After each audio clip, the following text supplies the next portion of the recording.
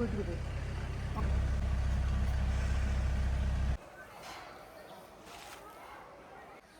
ഓ പെട്ടെന്ന് ഇന്നത്തേത് കഴിഞ്ഞ സൺഡേയിലെ ഒരു വ്ളോഗാണ് കേട്ടോ. ആക്ച്വലി ഞാൻ ഈ വ്ളോഗിൻ്റെ കുറച്ച് പോർഷൻ ഞാൻ കഴിഞ്ഞ തവണത്തെ വ്ളോഗായിട്ട് അപ്ലോഡ് ചെയ്തിട്ടുണ്ട് കേട്ടോ.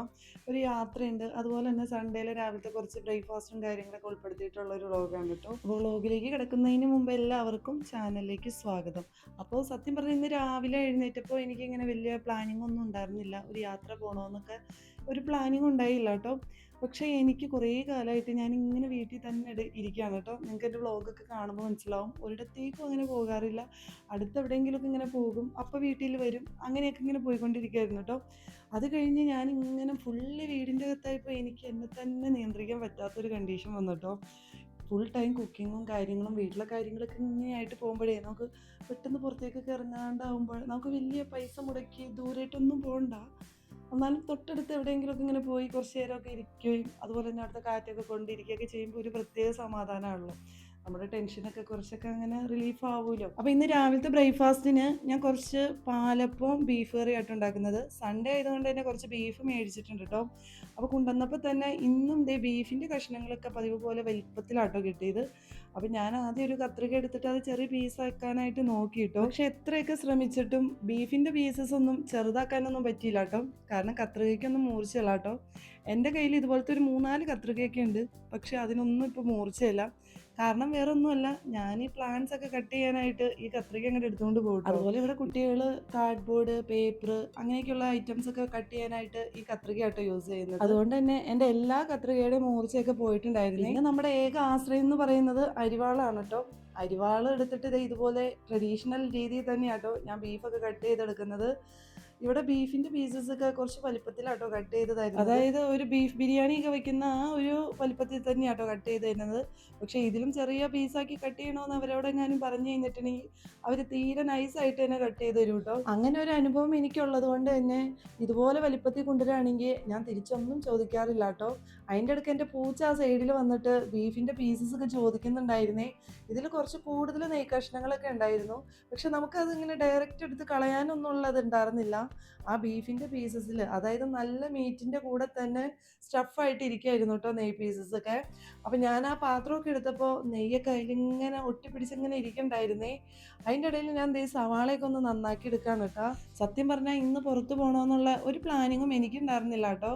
ഞാനിങ്ങനെ രാവിലത്തെ ജോലികളൊക്കെ കഴിഞ്ഞ് ഇങ്ങനെ വല്ലാണ്ട് മൂഡ് ഓഫ് ആയിട്ട് ഇരിക്കുകയാണ് കേട്ടോ.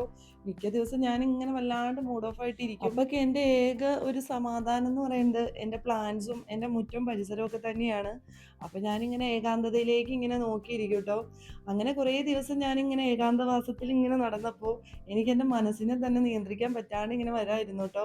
അത് എനിക്ക് തന്നെ മനസ്സിലായപ്പോൾ എനിക്ക് ഇന്ന് എന്തായാലും വേണ്ടില്ല, പുറത്തേക്കൊന്ന് ഇറങ്ങിയേ പറ്റൂ എന്നുള്ള കഠിനമായ വാശിയിലായിരുന്നു കേട്ടോ. ഞാൻ ചിലപ്പോഴൊക്കെ ഇങ്ങനെ ഓർക്കാറുണ്ട്, നമുക്കിപ്പോൾ എണീച്ച് നടക്കാൻ ആരോഗ്യമൊക്കെ ഉണ്ട്. ആരോഗ്യമുള്ള സമയത്ത് നമ്മൾ ഇങ്ങനെ പുറത്തിറങ്ങാണ്ടൊക്കെ ഇങ്ങനെ ഇരുന്നാൽ നമ്മൾ പ്രായമാവുന്ന സമയത്ത് എന്ത് ചെയ്യുമെന്ന് ഞാനിങ്ങനെ പലപ്പോഴും ആലോചിക്കാറുണ്ട് കേട്ടോ. അതുകൊണ്ട് തന്നെ നമ്മുടെ നല്ല ആരോഗ്യമുള്ള ടൈമിലുണ്ടല്ലോ, നമുക്ക് സന്തോഷം കിട്ടുന്ന സ്ഥലങ്ങളും നമുക്ക് സന്തോഷം കിട്ടുന്ന ആളുകളൊക്കെ ആയിട്ട് ഇങ്ങനെ കൂടി ഇണങ്ങി നടക്കുക എന്നുള്ളതാണ് എനിക്ക് പറയാനുള്ളൂ. പക്ഷെ നമുക്ക് പലപ്പോഴും അതൊന്നും സാധിക്കാണ്ട് വരും. അപ്പോൾ നമ്മൾ കൂടുതൽ സ്ട്രെസ്ഫുള്ളായിട്ടൊക്കെ ഇങ്ങനെ ഇരിക്കും കേട്ടോ. അത് മാക്സിമം അവോയ്ഡ് ചെയ്യാനായിട്ട് നമുക്ക് പറ്റാവുന്ന കാര്യങ്ങൾ, അതായത് നമുക്ക് നമ്മൾ സന്തോഷിപ്പിക്കാനായിട്ട് എന്തൊക്കെ ചെയ്യാൻ പറ്റുന്നോ അതൊക്കെ ചെയ്യാട്ടോ.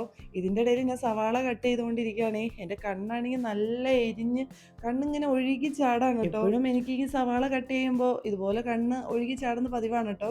അപ്പം ഞാനിപ്പോൾ ഇങ്ങനെ ഇരുന്നപ്പോൾ ആലോചിക്കായിരുന്നു, പണ്ട് എൻ്റെ ഉമ്മായൊക്കെ ഉണ്ടല്ലോ ഉള്ളി കട്ട് ചെയ്യണ സമയത്തുണ്ടല്ലോ കത്തിയുടെ തുമ്പത്ത് ഇതുപോലെ ഒരു ചെറിയ കൊച്ചുള്ളി, അതായത് ചുവന്നുള്ളി കുത്തി വെക്കും കേട്ടോ. അപ്പം ഞാൻ ചോദിക്കാറുണ്ട്, എന്തിനാ അമ്മ ഇതിങ്ങനെ ചെയ്യണേന്ന്. അപ്പോൾ പറയും, അങ്ങനെ കുത്തി വെച്ചാൽ കണ്ണിലെ കണ്ണുനീര് വരില്ല എന്നാട്ടാ പറയുന്നത്.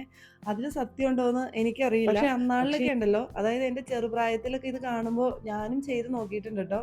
കുറച്ച് ടൈമൊക്കെ എനിക്കിങ്ങനെ കണ്ണീന്ന് വെള്ളം വരാണ്ടൊക്കെ ഇരുന്നിട്ടുണ്ട് കേട്ടോ. സത്യം പറയേണ്ടതാണ് കേട്ടോ ഞാൻ.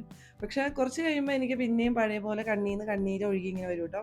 അപ്പം ഞാനിപ്പോൾ എനിക്ക് കണ്ണീന്ന് ഇങ്ങനെ വെള്ളം ഒഴുകിക്കൊണ്ടിരുന്നപ്പോൾ എനിക്ക് എന്താ ചെയ്യേണ്ടതെന്ന് അറിയാൻ പാടില്ല. അപ്പം ഞാനൊരു ചെറിയ കൊച്ചുള്ളി ഇങ്ങനെ കുത്തി വെച്ച് കട്ട് ചെയ്തെടുക്കുകയാണ് കേട്ടോ. അപ്പോൾ നിങ്ങൾക്ക് ഇങ്ങനെ അനുഭവം ഉണ്ടായിട്ടുണ്ടോ, നിങ്ങളിങ്ങനെയൊക്കെ ചെയ്തിട്ടുണ്ടോ എന്നുള്ളത് ഒന്ന് കമൻറ്റ് ചെയ്യുക. ഇനി ഉമ്മ എന്നെ പറ്റിക്കാൻ വേണ്ടി പറഞ്ഞതാണോ എന്നും എനിക്കറിയില്ല കേട്ടോ. എനിക്ക് അന്നാളിലൊക്കെ ഒരു ചെറിയ റിലീഫൊക്കെ കിട്ടിയിട്ടുണ്ട്. പക്ഷെ ഞാനിപ്പോൾ ഇങ്ങനെ ചെയ്തിട്ടോ ശരിക്കും അങ്ങോട്ട് മാറുമെന്നല്ല, നമുക്ക് ഒരു പരിധി വരെ ലിമിറ്റ് ചെയ്യാമെന്ന് എനിക്ക് പലപ്പോഴും തോന്നിയിട്ടുണ്ട്. ഇങ്ങനെ കണ്ണുനീര് വരുന്നത് കൊണ്ട് ചോപ്പർ എങ്ങാനും യൂസ് ചെയ്താലോ എന്ന് വരെ ഞാൻ ആലോചിച്ചിട്ടുണ്ട്. പക്ഷെ അതിൽ കട്ട് ചെയ്തെടുക്കുമ്പോൾ മൊത്തത്തിൽ ഇങ്ങനെ സൈസൊക്കെ മാറിപ്പോകുമല്ലോ, തീരെ നൈസായിട്ടൊക്കെ പോകുമല്ലോ എന്ന് കരുതിയിട്ട് ഞാൻ പിന്നെ അത് അങ്ങോട്ട് പാടെ ഉപേക്ഷിച്ചു. ഇതിൻ്റെ ഇടയിൽ ഞാൻ ബീഫ് വെള്ളത്തിൽ കുറച്ച് നേരം സോക്ക് ആയിട്ടിട്ടുണ്ടായിരുന്നേ. നിങ്ങൾക്ക് കാണുമ്പോൾ തന്നെ മനസ്സിലാവും ആ മീറ്റിൽ നിന്നൊക്കെ മൊത്തം ഈ ബ്ലഡൊക്കെ അങ്ങോട്ട് ഉരുകി മാറിയിട്ടുണ്ട് കേട്ടോ. അപ്പോൾ ഇനി എളുപ്പമാണ് കേട്ടോ ഇതെടുത്ത് കഴുകി വാഷ് ചെയ്തെടുക്കാനായിട്ട്. അതിൻ്റെ ബ്ലഡ് കോട്ട് ചെയ്ത പോർഷനൊക്കെ നന്നായിട്ട് റിമൂവ് ചെയ്ത് പോകും കേട്ടോ. ഞാൻ മാക്സിമം ഒരു 15-20 മിനിറ്റൊക്കെ ഇതുപോലെ വെള്ളത്തിൽ സോക്ക് ചെയ്തിടും കേട്ടോ. അതിൻ്റെ ഇടയിൽ ഞാൻ പൊടികളൊക്കെ ഒന്ന് എടുക്കുകയാണ് കേട്ടോ. എൻ്റെ കണ്ടെയ്നർ സെറ്റ് എന്ന് പറയുന്നത് ഇതാണ് കേട്ടോ. എല്ലാ പൊടികളും കൂടി ഒറ്റ കണ്ടെയ്നറിൽ സൂക്ഷിക്കുന്നതാണ് എൻ്റെ രീതി. കാരണം എൻ്റെ കിച്ചൺ കുറച്ച് ചെറുതാണ് കേട്ടോ. അപ്പോൾ നമ്മൾ പല പല കണ്ടെയ്നറിൽ സൂക്ഷിക്കണേലും എളുപ്പം എനിക്ക് ഇതുപോലെ ഒറ്റ സെറ്റായിട്ടുള്ളതിൽ ഇടുന്നതാണ്. ഇതിൻ്റെ ഇടയിൽ ഞാനൊരു കുരുമുളക് പൊടിയുടെ പാക്കറ്റാണ് കേട്ടോ പൊക്കി കാണിച്ചത്. അത് ഈസ്റ്റേണിൻ്റെ കുരുമുളക് പൊടിയാണ് കേട്ടോ. അപ്പോൾ ഞാൻ ഉപയോഗിക്കുന്ന പ്രോഡക്റ്റൊക്കെ ഇങ്ങനെ എടുത്ത് കാണിക്കും. അതിപ്പോൾ എല്ലാവർക്കും അത് ഇഷ്ടപ്പെടണമെന്നില്ല, പലർക്കും പലതാണല്ലോ. അപ്പോൾ ഈസ്റ്റേണിൻ്റെ എടുത്തത് വേറെ ഒന്നും കൊണ്ടല്ല കേട്ടോ, നമ്മൾ എടുത്തപ്പോൾ അങ്ങനെ ജസ്റ്റ് വീഡിയോയിൽ ഇങ്ങനെ കാണിച്ചു അത്രയേ ഉള്ളൂ. പിന്നെ അതേ പൊടികൾ ഓരോന്നായിട്ട്, അതായത് മുളക് പൊടി, മഞ്ഞൾപ്പൊടി, ഗരം മസാല, പിന്നെ കട്ട് ചെയ്ത് വെച്ച സവാള, പിന്നെ ഞാൻ ഇഞ്ചി വെളുത്തുള്ളി ചതച്ച് വെച്ചിട്ടോ. അപ്പോൾ അതും കൂടി ഇട്ടിട്ട് നന്നായിട്ട് മിക്സ് ചെയ്യാണ്. അതിൻ്റെ ഇടയിൽ ഞാൻ ഉപ്പും കുറച്ച് വെളിച്ചെണ്ണയും കൂടി ചേർക്കുന്നുണ്ട്. എന്നിട്ട് നന്നായിട്ട് ഇത് മിക്സ് ചെയ്ത് വെക്കണം കേട്ടോ. ഒരു 10-15 മിനിറ്റ് നേരം ഇതുപോലെ മിക്സ് ചെയ്ത് വെക്കുകയാണെങ്കിൽ അടിപൊളിയായിരിക്കും കേട്ടോ. പക്ഷേ ഇപ്പോൾ തന്നെ കുറേ ലേറ്റ് ആയിട്ടുണ്ട്. അതായത് ഞാൻ ഈ വ്ലോഗ് എടുത്ത് ഈ ട്രൈപോഡ് അങ്ങോട്ടും ഇങ്ങോട്ടൊക്കെ മാറ്റി വയ്ക്കുന്നത് കുറച്ചൊരു ടാസ്ക്കാണേ. അതുകൊണ്ട് തന്നെ ഒത്തിരി സമയം ഇതിൻ്റെ ഇടയിൽ പോയിട്ടുണ്ട് കേട്ടോ. ഇപ്പം തന്നെ ടൈം ഒരു 10 മണിയൊക്കെ ആയിട്ടുണ്ട് കേട്ടോ. അപ്പോൾ ഞാൻ ദേ സവാളയൊക്കെ ഇട്ടിട്ട് അതൊന്ന് വഴറ്റിയെടുക്കുകയാണ് കേട്ടോ. പലരും ബീഫ് കറി വെക്കുന്നത് പല സ്റ്റൈലിലായിരിക്കും. ഞാൻ എൻ്റേതായിട്ടുള്ളൊരു സ്റ്റൈലിലാണ് കേട്ടോ ഇത് വെക്കുന്നത്. അതിൻ്റെ കൂടെ തന്നെ ഞാൻ പാലപ്പം ഒന്ന് കലക്കിയെടുക്കുകയാണ് കേട്ടോ. ആക്ച്വലി ഇത് ഞാൻ തലേന്ന് മാവരച്ച് വെച്ചതാണ് കേട്ടോ. എൻ്റെ പാലപ്പത്തിൻ്റെ റെസിപ്പി എന്ന് പറഞ്ഞിട്ടുണ്ടെങ്കിൽ വലിയ കാര്യമായിട്ടുള്ള റെസിപ്പിയൊന്നും അല്ല. പക്ഷെ ഞാൻ എത്രയൊക്കെ പാലപ്പം ഉണ്ടാക്കി കഴിഞ്ഞാലും ഈ കടയിൽ നിന്ന് മേടിക്കുന്ന ആ പാലപ്പത്തിൻ്റെ ടേസ്റ്റ് എൻ്റെ പാലപ്പത്തിന് കിട്ടാറില്ല കേട്ടോ. ആ ഒരു കളറും എൻ്റെ പാലപ്പത്തിന് കിട്ടാറില്ല. പക്ഷെ ഞാൻ അതായത് കടയിലുള്ളവരൊക്കെ ഉണ്ടാക്കുന്ന അതേ സ്റ്റൈലിൽ തന്നെയാണ് കേട്ടോ ഞാനും ഉണ്ടാക്കുന്നത്. പക്ഷെ എന്തുകൊണ്ടാണ് എൻ്റെ പാലപ്പം മാത്രം ഇതുപോലെ പ്യുവർ വൈറ്റ് ആയിട്ട് വരാത്തതെന്ന് ഞാൻ പലപ്പോഴും ചിന്തിക്കുന്ന കാര്യമാണ്. ഞാൻ പാലപ്പം ഉണ്ടാക്കുന്നത് 2 ഗ്ലാസ് പച്ചരി എടുക്കുകയാണെങ്കിൽ അതിന് 1 ഗ്ലാസ് തേങ്ങ, 1 ഗ്ലാസ് ചോറ് എടുക്കും കേട്ടോ. അത് നന്നായിട്ട് അരച്ചെടുക്കും. അതിൻ്റെ കൂടെ തന്നെ ഞാൻ ഷുഗർ പാനി ഉണ്ടാക്കും കേട്ടോ. എൻ്റെ ഷുഗർ പാനി എന്ന് പറഞ്ഞിട്ടുണ്ടെങ്കിൽ കുറച്ച് ഷുഗർ എടുക്കും. അതിൻ്റെ കൂടെ തന്നെ കുറച്ച് നാളികേരത്തിൻ്റെ വെള്ളം ഉണ്ടാവുമല്ലോ, പാലല്ല, നാളികേരം പൊട്ടിക്കുമ്പോൾ ഉണ്ടാവുന്ന ആ വെള്ളം ഞാൻ കളയില്ല കേട്ടോ. അത് ഞാൻ സൂക്ഷിച്ച് വയ്ക്കും. എന്നിട്ട് കുറച്ച് ഷുഗർ ആ നാളികേരത്തിൻ്റെ വെള്ളത്തിലേക്ക് ഇട്ട് മിക്സ് ചെയ്ത് വയ്ക്കും കേട്ടോ. എന്നിട്ട് ഈ മാവ് അരച്ചെടുക്കുന്ന ടൈമിൽ ഞാൻ ഈ പാനി അതിലേക്ക് ചേർക്കും. അപ്പോൾ ഞാൻ ഈ പാനി അതിലേക്ക് ചേർക്കുന്നത് എൻ്റെ മാവ് നന്നായിട്ട് പൊങ്ങി വരാനാണ്. പാലപ്പമൊക്കെ ചൂടുമ്പോൾ മാവ് നന്നായിട്ട് പൊങ്ങി വരാനായിട്ട് ഈസ്റ്റൊക്കെ ചേർക്കുമെന്ന് എനിക്കറിയാം. പക്ഷേ ഈസ്റ്റ് ഹെൽത്തിനൊന്നും അത്ര നല്ലതല്ലാത്തതുകൊണ്ട് ഞാൻ കുറച്ച് കാലമായിട്ട് ഇതുപോലെ തേങ്ങാ വെള്ളത്തിൽ ഷുഗർ ചേർത്തിട്ട് അങ്ങനെയാട്ടോ മധുരം വെപ്പിച്ചെടുക്കുന്നത്. പാലപ്പം ആകുമ്പോൾ കുറച്ച് മധുരം നിൽക്കണമല്ലോ, അതിന് വേണ്ടിയിട്ടാട്ടോ ഞാൻ ഷുഗർ ചേർക്കുന്നത്. അങ്ങനെ ഞാൻ ഓരോന്നായിട്ട് ഇങ്ങനെ ചുട്ടെടുക്കുകയാണ് കേട്ടോ. എൻ്റെ പാലപ്പം നന്നായിട്ട് മുരിഞ്ഞിട്ടുണ്ട് കേട്ടോ. മുരിഞ്ഞ പാലപ്പത്തിന് ഒരു പ്രത്യേക ടേസ്റ്റാണ് കേട്ടോ. ഞാൻ ആദ്യം ചുട്ടെടുത്ത പാലപ്പമൊക്കെ നന്നായിട്ട് മുരിഞ്ഞിട്ടുണ്ടായിരുന്നു കേട്ടോ. പിന്നെ കുറച്ച് നേരം കഴിഞ്ഞപ്പോൾ എനിക്ക് അത്രയും മുരിപ്പിക്കണ്ടായിരുന്നു എന്ന് തോന്നി. പിന്നെ ഞാൻ ചുട്ടെടുത്തതൊക്കെ നന്നായിട്ട്, അതായത് അത്രയും മുരിപ്പിച്ചില്ല, കുറച്ച് മുരിഞ്ഞപ്പോൾ ഞാൻ അങ്ങോട്ട് ചുട്ടെടുത്തു കേട്ടോ. അങ്ങനെ ഫൈനലി ഞാൻ എല്ലാ പാലപ്പവും ചുട്ടെടുത്തിട്ടുണ്ട് കേട്ടോ. ഇതിൻ്റെ ഇടയിൽ ബീഫ് കറിയൊക്കെ സെറ്റ് ആയിട്ടുണ്ടായിരുന്നു. അപ്പോൾ നിങ്ങളിൽ പലർക്കും തോന്നാം ഇത് കുഴികളൊക്കെ നന്നായിട്ട് ഫോം ചെയ്തിട്ടുണ്ടോ എന്ന്. നന്നായിട്ട് തന്നെ കുഴികളൊക്കെ ഇപ്പോൾ നിങ്ങൾ കണ്ടില്ലേ എൻ്റെ പാലപ്പത്തിൻ്റെ ഒക്കെ ടെക്സ്ചർ ഇതുപോലെയാണ് കേട്ടോ. നന്നായിട്ട് കുഴികളൊക്കെ ഫോം ചെയ്യും. ഈ നാളികേരത്തിൻ്റെ ആ വെള്ളം ഉണ്ടല്ലോ, അത് ഭയങ്കര യൂസ്ഫുള്ളാണ് കേട്ടോ. നമ്മൾ ഈസ്റ്റ് ഉപയോഗിക്കുന്നതിലും നല്ല ഹെൽത്തിയുമാണ്. അതുപോലെ തന്നെ അപ്പമൊക്കെ നന്നായിട്ട് പൊന്തി വരെയൊക്കെ ചെയ്യുവേ.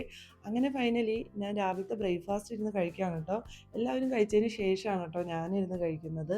നല്ല ബീഫ് കറിയും പാലപ്പവും രാവിലത്തെ ബ്രേക്ക്ഫാസ്റ്റിന് ഇതുപോലെ കിട്ടുകയാണെങ്കിൽ അടിപൊളിയായിരിക്കും. പൊതുവേ ഇവിടെ ഇതുപോലെ കലക്കി വെച്ച് മാവൊക്കെ വെച്ചിട്ട് എന്തെങ്കിലും ബ്രേക്ക്ഫാസ്റ്റ് ഉണ്ടാക്കിയാൽ അത് കുറേ ദിവസം അങ്ങനെ കഴിക്കുമ്പോൾ മടുപ്പ് വരും കേട്ടോ.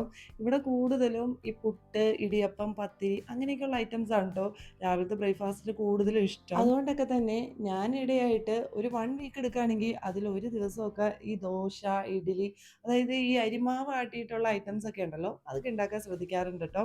അങ്ങനെ രാവിലത്തെ ബ്രേക്ക്ഫാസ്റ്റ് ഒക്കെ കഴിഞ്ഞ് ഒന്ന് പുറത്ത് പോവാണ് കേട്ടോ. വലിയ പ്ലാനിങ് ഒന്നും ഇല്ലാത്ത യാത്രയായതുകൊണ്ട് തന്നെ വീടിനോട് ചേർന്നുള്ള ഒരു പ്ലേസ് തന്നെ സെലക്ട് ചെയ്തിട്ടുണ്ടായിരുന്നു കേട്ടോ. പാണൻകുഴി എക്കോ ടൂറിസത്തിലേക്കാണ് കേട്ടോ ഇപ്പോഴുള്ള യാത്ര. പെട്ടെന്നുള്ള ഒരു സെലക്ഷൻ ആയതുകൊണ്ട് തന്നെ അങ്ങോട്ട് പോവാണ്. എനിക്കിനി ആ സ്ഥലത്തെ പറ്റി കൂടുതൽ പറയാനൊന്നും അറിയില്ല. അവിടെ ചെന്നിട്ടുള്ള കാഴ്ചകളൊക്കെ ഞാൻ കാണിച്ചു തരാം കേട്ടോ.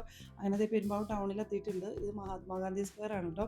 ആക്ച്വലി ഞങ്ങളുടെ വീട്ടിൽ നിന്ന് ഏകദേശം ഒരു 25 കിലോമീറ്ററോളം വരും കേട്ടോ ഈ പറയുന്ന സ്ഥലത്തേക്ക് എത്താനായിട്ട്.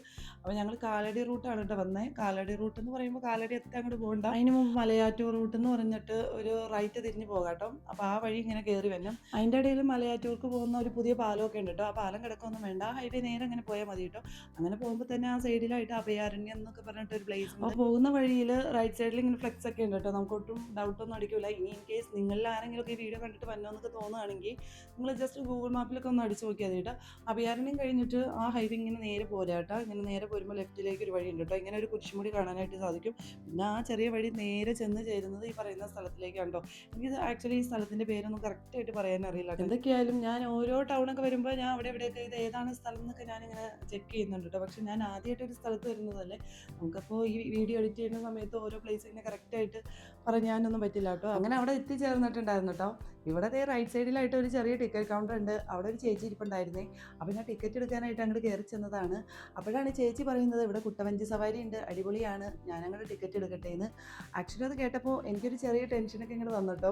കുട്ടവഞ്ചി എന്ന് പറയുമ്പോൾ വളരെ സൈസ് കുറഞ്ഞിട്ടുള്ള ഒരു ഐറ്റം ആണല്ലോ. അപ്പോൾ അതിലേക്ക് കയറി ഇരിക്കുമ്പോൾ അതിലുള്ള ട്രാവലിംഗ് ഒക്കെ എങ്ങനെയാണെന്ന് ഓർത്ത് എനിക്കൊരു ചെറിയ കൺഫ്യൂഷൻ. ചേച്ചി പിന്നെയും ഉറപ്പ് വരാണ് കേട്ടോ, അടിപൊളിയാണ്, നിങ്ങൾ ഒരു 1/2 മണിക്കൂർ ആ പെരിയാറിലൂടെ ഈ കുട്ടവഞ്ചിയിൽ ട്രാവൽ ചെയ്ത് നോക്കൂ, നിങ്ങൾക്ക് എന്തായാലും ഇഷ്ടപ്പെടും എന്നൊക്കെ ഇങ്ങനെ പറഞ്ഞു കേട്ടോ. അങ്ങനെ പറഞ്ഞപ്പോൾ ഞങ്ങൾക്ക് എന്തോ ഒരു ചെറിയൊരു ആഗ്രഹം ഇങ്ങനെ പയ്യെ ഒതുക്കാൻ തുടങ്ങി കേട്ടോ. അങ്ങനെ ടിക്കറ്റൊക്കെ എടുത്ത് ഫോറസ്റ്റിലേക്ക് കയറിയിട്ടുണ്ട്. ഒരു 1/2 മണിക്കൂർ ഇങ്ങനെ നടക്കാനുണ്ട് കേട്ടോ. ഫോറസ്റ്റിലേക്ക് കയറിയ പാടെ തന്നെ നല്ല തണുപ്പ്, ഏതാണ്ട് ഈ AC റൂമില്ലേ അതിൽ ഇരിക്കുന്ന ഒരു ഫീലായിരുന്നു കേട്ടോ. ഫോറസ്റ്റിലേക്ക് കയറുന്ന ആ ടൈമിൽ നല്ലൊരു കയറ്റായിരുന്നു കേട്ടോ. പിന്നെ അങ്ങനെ നടന്ന് പിന്നെ കുറേ ഇറക്കമൊക്കെ ഇറങ്ങി കയറ്റമൊക്കെ കയറി അങ്ങനെയാണ് ഞങ്ങൾ ഈ ഫോറസ്റ്റിലൂടെ നടന്നത് കേട്ടോ. പിന്നെ മേലോട്ട് നോക്കിയിട്ട് ആകാശം പോലും കാണാൻ പറ്റുള്ള അങ്ങനെയായിരുന്നു. ഞാൻ ഈ നടക്കുന്ന ടൈമിൽ മേലേക്കൂടെ ഒരു വിമാനം പോയിട്ടോ. അപ്പോൾ അത് നോക്കാനായിട്ട് ഞാൻ മേലോട്ട് നോക്കിയിട്ട് അതുപോലും കാണുന്നില്ല. അങ്ങനത്തെ വലിയൊരു ഫോറസ്റ്റ് തന്നെയാണ്. ഞാൻ ഈ നടക്കുന്ന ടൈമിൽ ഇങ്ങനെ വീഡിയോ എടുത്ത് പോകാട്ടോ. എനിക്കാണെങ്കിൽ ഭയങ്കര ടെൻഷനാണ്. ഇതിലേക്ക് കയറിയപ്പോൾ തന്നെ സാധാരണ ഒരു ഫോറസ്റ്റിൽ കയറുന്ന പോലെയല്ല, നിറച്ച് പേരാണ് കേട്ടോ.